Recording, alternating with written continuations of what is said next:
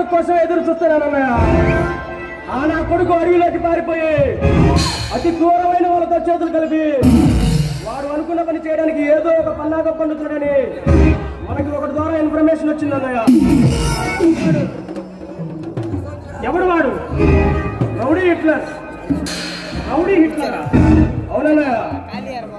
ఈ పేరు ఎక్కడో విన్నట్లుంది. అదేనన్నయ్య, మనం బాంబే వెళ్ళినప్పుడు గూండాయిస్ అనే గుండె ధైర్యంగా మార్చుకొని ఒక రౌడీ హిట్లర్ అరెస్ట్ అని విన్నాం, గుర్తుందా? ఓ వాడా?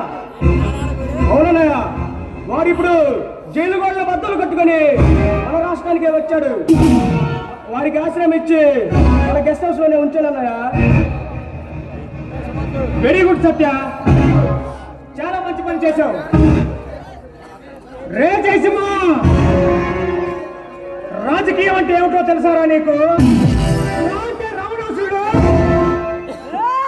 అంటే జరాసంధుడు, అంటే కీచకుడు, అంటే ఎవరు, మూలంటే మృత్యువు. ఇలా 5 రాక్షసులు పెట్టుకొని చేసేటారా రాజకీయం అంటే? అలాంటిది నా ప్రాణాల్లో ప్రాణమైన నా తమ్ముడిని నా కళ్ళ ముందు నరికేస్తావా? రే జయసింహ, నువ్వు ఒడిలో తక్కున్నా కడుపులో తక్కున్నా నీ జుట్టు పట్టుకొని బయటికి ఈడ్చి నీ తల తెగ నరికేస్తా నా కొడక. నీ తల తెగ నరికి నేను నమ్మే ఆ కాళికాదేవికి అర్పణంగా ఇస్తాను. నేను వెళ్ళి ఎట్లా తీసుకొస్తా.